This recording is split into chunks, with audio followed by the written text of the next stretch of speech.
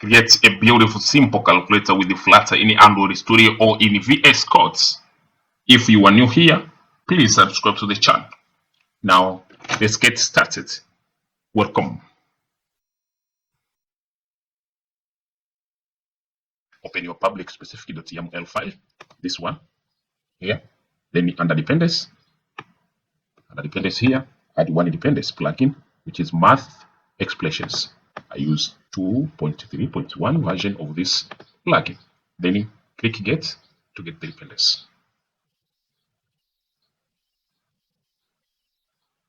That is nice. So make sure you have the internet connection. Then you can close this. So in your that file, the main file, now import plugin using this expression, using this statement here, this above. Then in your state class, we start by defining the background color for our application here, and then in your scaffold, set the background color like this. Then next, define the output background color. We will see this later. Next, the variable, which is an answer, the results from the expression. The initial font size. The list of buttons. This takes like 1, 2, clear, delete, and so far. So initialize them. The first row with these items. The second with these items. The third with these items. Also, this one. And lastly, we have these items. So after that, here at the bottom, define the controller. This controller is the one which is going to help us get the text from the text field. And next, initialize the controller. So to initialize it, we just have to set the value to text editor controller and pass a listener or add a listener to this controller. So like that, simple thing. So now if you run the application, you reload the application, you see this is our background to the scaffold, which here pressing. That's why we have this the whole app with the background. Now we continue. So next, we just have to define a method called the do calculations. This method is going to help us to do some calculations when the user taps on the buttons. Okay. Next, we dispose this controller. So like this, so-called controller, and pass dispose. Next, let us define the decorations, the box decorations for the output box and our buttons. So this is a normal thing, box decoration, passing the box, the border radius, the color, and the type of shape. So box decoration will be having the box shadow, the behind, and the float box shadow. So this is the float box shadow. That is one. Again, we have the output box shadow, the outer one, the outer parts. I will show you later. So soon, the same things are used here. So the floats and the backward box shadows.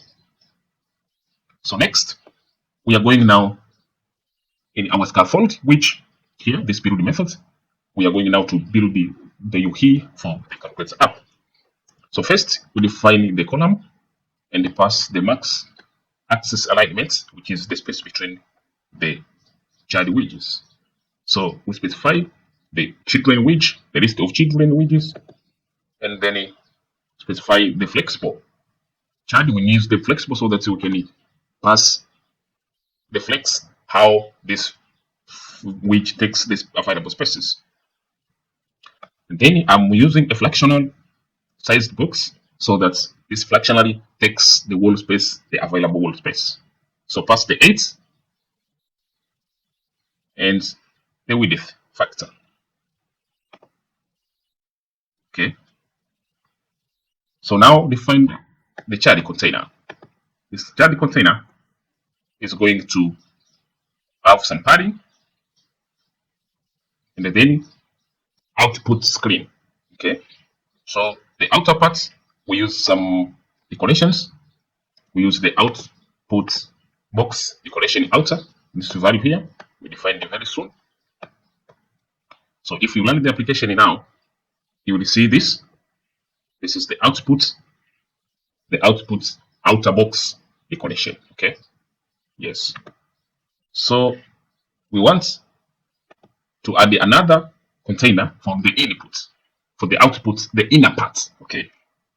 Now define the margin decoration and use the inner box shadow here. The inner box shadow, this one. Okay. If you run the application, you run the application, you see this is the inner box shadow, which is the screen glass.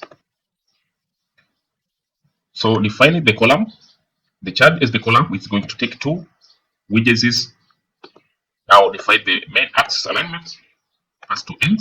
The output will be at the end. And for the close axis alignment, make it to end. Like that.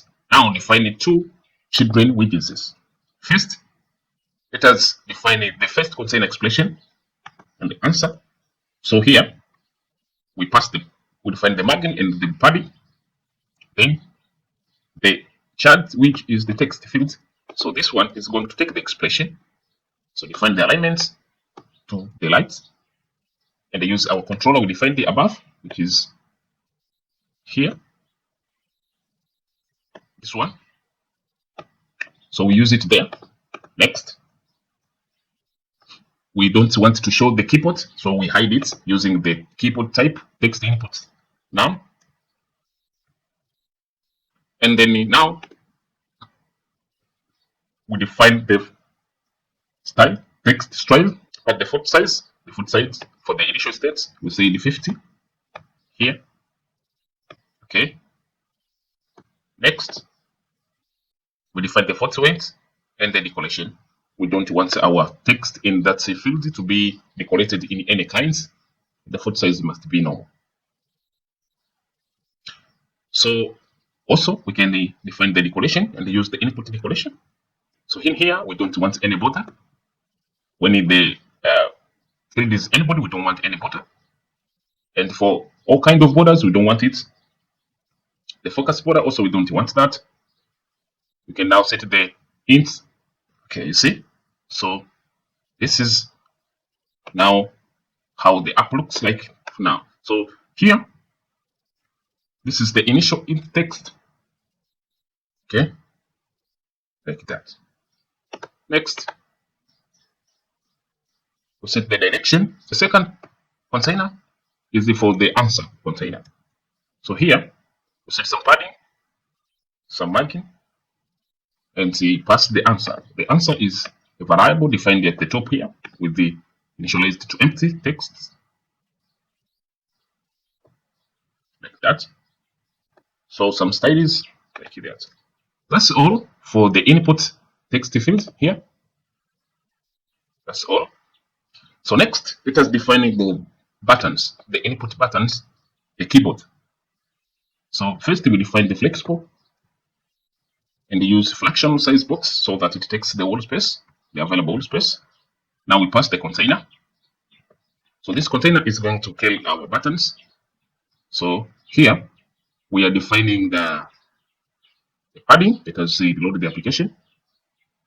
You see, this container is taking the 70% of the whole screen, and the output container is output flexible takes 30%. Okay. So next, we define the grid view builder. It's going to help us to feed the buttons in this. So we define the item count and use the buttons length here. Remember, we defined our buttons here. So these buttons are the ones now we are feeding in our grid view. Next, we define the grid delegate so that it takes with the fixed close access count and the number of counts close access for 2 buttons. So next, we define the item builder and pass in the index of the button in the buttons list in the context. So here we are going to return this button input. So let me show you which this button is. So this button is just a method which returns a returns a widget, a button widget. So it's taking this text on this index. Okay, so let us take a look on this method. This method is first taking the container for all values in it, the alignment, the text from that entity view, and some decorations. Okay, so on this tapped method, we use the inkwell so that we can detect the tap actions by user. So on tap, we first set this set states. That means we build the screen and they do some nice calculations in here. So this is simple things. Taking if this is a clear button is clicked, then we set the controller text to empty and the answer to empty like that. If clear, you take 1 from 1, and otherwise, if the button is clicked, then the control text you pass, you do the concatenation with the current text like that. So these are simple things. Okay. So now if you load the application, you will get this look here. Now, what is remaining is the do calculation method. Do calculation method is simple. We use this package, math package here. So first, we take the expression from the controller, which is the field controller, and then if this controller contains the x letter, then we change it with the multiplication operator, and we use the parser from the package, math expression package, and to get the math expression, we need to use this parser and pass the expression from the input. Okay, so context mode, we define it from the math expression package or plugin, and then this math expression, we are going to evaluate it and pass the type of evaluation we want, and the model we defined above. So at the end, this evaluation gives us the value, and you can cast it to string. So as a matter of fact, this answer is also updated because on click of the button, we call this set method. So this application is gonna be doing auto updates. Okay, now let us try to click on any button here, for instance 8. See, so on change, value is evaluated and the correctly set like that. Okay, so this is good, is auto evaluated. Okay, now imagine you click this clear from right to left, one after the other. So the content is removed, the string item is removed from right to left, one after the other. But this clears all values and set them equals to 0. Okay, like that. So this way you have successfully created a simple calculator with Flutter. So imagine you put this here and add another operator, then what happens that the expression is not a real expression, so it's gonna not do anything. It's not gonna express, evaluate, and give results. So what you have to do, you really need to remove this. Then you can do other expressions. Okay, see? Now it's good working. So if you are new here, please subscribe to the channel.